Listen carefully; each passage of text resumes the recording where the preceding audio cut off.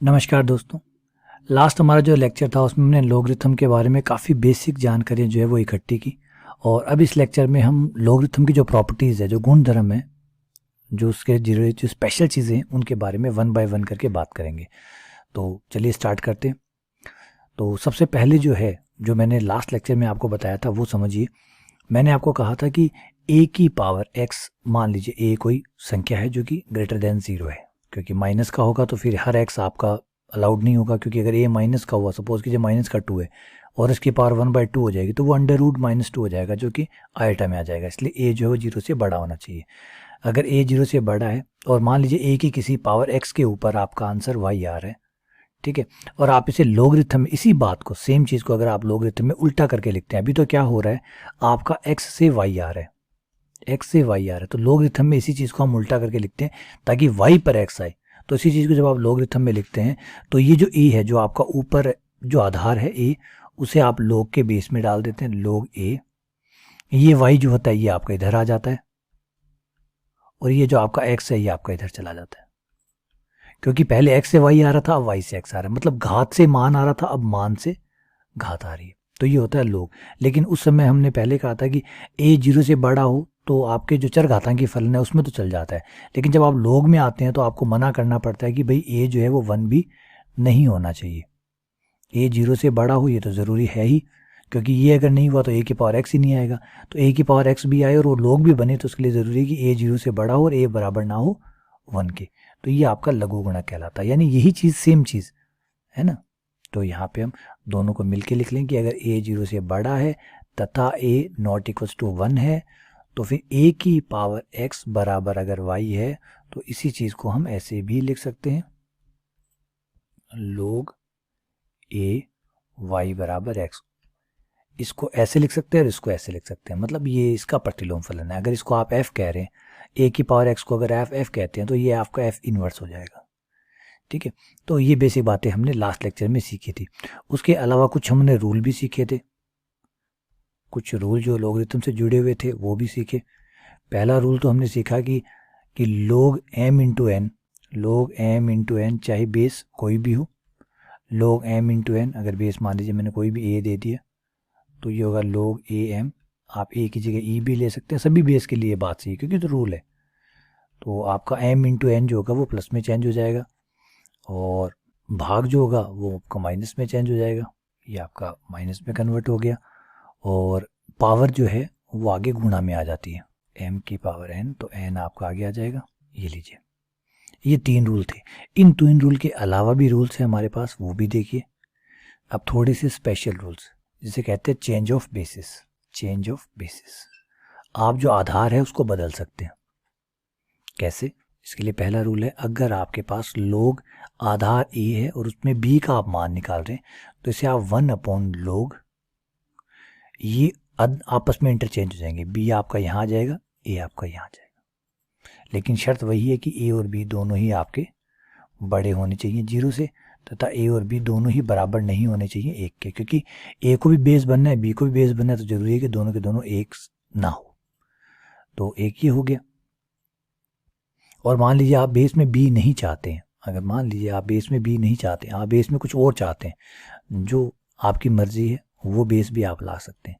Suppose कीजिए आप base e चाहते हैं, तो e चाहते हैं तो ये हो जाएगा log e b upon log e a। तो जो भी आपको बेस, जिस बेस को हटाना हो उस बेस का भाग दीजिए, log e a का भाग दे दीजिए। समझ रहे हैं? अगर आपको ए जो है वो बेस हटाना, आप ए नहीं चाहते, देखिए ये रूल में फ़र्क है। इस रूल में आपको बेस जो है, आप चाहे ना चाहें, उसका बेस जो बी होगा वो आपका बेस में चला जाएगा, ए आपका आगे आ जाएगा। लेकिन आप चाहते कि नहीं, मुझे तो बेस बी नहीं बनाना, मुझे तो अपना मन मर्जी का बेस बनाना है, तो मन मर्जी का बेस बनाना है, तो फिर ये फॉर्मूला लोग ए बी, आप ए को हटाना चाहते हैं, उसकी जगह कोई और बेस लाना चाहते हैं, तो ई, जो भी चाहते हैं वो यहाँ आप लिख सकते हैं, ई है या कुछ और है, कुछ और भी लिख सकते हैं, ऐसा कोई ज़रूरी नहीं है कि बेस ई ही होगा, आप कुछ और लिए। मान लीजिए आपने बेस सी चाहते हैं, सी लिए, इससे कोई प्रॉब्लम नहीं है, दोनों सेम हो जाएंगे सी। बस याद रखिएगा सी बेस, जो भी बेस बनेगा उसको बेस की जो शर्त है वो पूरी करनी पड़ेगी, कि वो 0 से बड़ा होना चाहिए, 1 नहीं होना चाहिए। ये शर्त तो पूरी करेगा, क्योंकि बेस बनने के लिए ये तो बेसिक शर्त है ना, तो ये तो पूरी करेगा ही करेगा। तो इस तरीके से आप बेस चेंज कर सकते हैं। तो ये चेंज ऑफ बेसिस है, आधार चेंज करने का तरीका है। अच्छा, उसके बाद में जुड़ी हुई कुछ और बातें, लघुगुणक फलन के बारे में थोड़ा सा और जानते हैं। लघुगुणक फलन, मान लीजिए फलन का नाम एफ एक्स रख लेते हैं और लघुगुणक फलन है हमारा log ई एक्स। ठीक है, लघुगुणक फलन जो होता है, अब log x आया है तो ऑब्वियसली बात है ये किसी फलन से आया होगा। इसका पहले कोई फलन रहा होगा e की पावर x, e की पावर x का जो प्रतिलोम फलन है वो log x आया होगा, है ना। समझिए बात को, ये डायरेक्ट नहीं आया। रिवर्स गियर तभी आया होगा जब फॉरवर्ड गियर आए होंगे। ऐसा नहीं होगा रिवर्स गियर पहले आ गया फॉरवर्ड बाद में आ गया। पहले फॉरवर्ड गियर आया होगा तो उसका रिवर्स पार्ट जो है वो बाद में आया होगा। तो log जो है वो रिवर्स पार्ट है किसका, e की पावर x का। e की पावर x ज्यों से बहुत लंबे टाइम से, और e की पावर x को जब उल्टा किया तो लघुगुणक फंक्शन हमारे पास आता है। ठीक है ना, तो e की पावर x का उल्टा फंक्शन है ये। अगर हम इसका डायग्राम बनाएं तो उसमें कई चीज़ें निकल के आएगी। अगर हम इसका डायग्राम देखें, ये तो हो गया हमारा e की पावर x का डायग्राम। ठीक है, a की पावर जो log होगा वो उसका अपोजिट होगा। ये आपकी वो लाइन है y बराबर x। इस लाइन के दोनों तरफ आपका फलन और फलन का प्रतिलोम दोनों एक जैसे नजर आएंगे। तो जो log वाला ग्राफ होता है वो ऐसा होता है नीचे की तरफ। थोड़ा सा और मैं ले लेता हूँ उसको इस तरीके से। ये आपका log का ग्राफ हो गया, log बेस ई एक्स, और ये यहाँ आके कट करता है एक्स एक्स को जो कि है 1,0। अब आप इस ग्राफ में एक चीज़ जो देखेंगे वो ये है कि आपका जो log है, आपका जो log है वो 0 से लेके कौन सी वैल्यू लेता है, 0 से लेकर अनंत तक, 0 के आगे से शुरू करता है और अनंत तक जाता है। और याद करिए हमने a की पावर x वाला जो फलन है उसमें शर्तें देखी थी कि a की पावर x जो फंक्शन होता है उसका जो प्रांत होता है वो पूरा का पूरा आपका रियल नंबर होता है, और जो परिसर आता है वो सिर्फ पॉजिटिव रियल नंबर होता है। चाहे तो आप ऐसे भी लिख सकते हैं, रियल नंबर का मतलब माइनस अनंत से प्लस अनंत तक, और आर प्लस का मतलब है सिर्फ प्लस प्लस वाले रियल नंबर, प्लस वाले यानी 0 से आगे से लेकर अनंत तक। यह आपका a की पावर x होता है।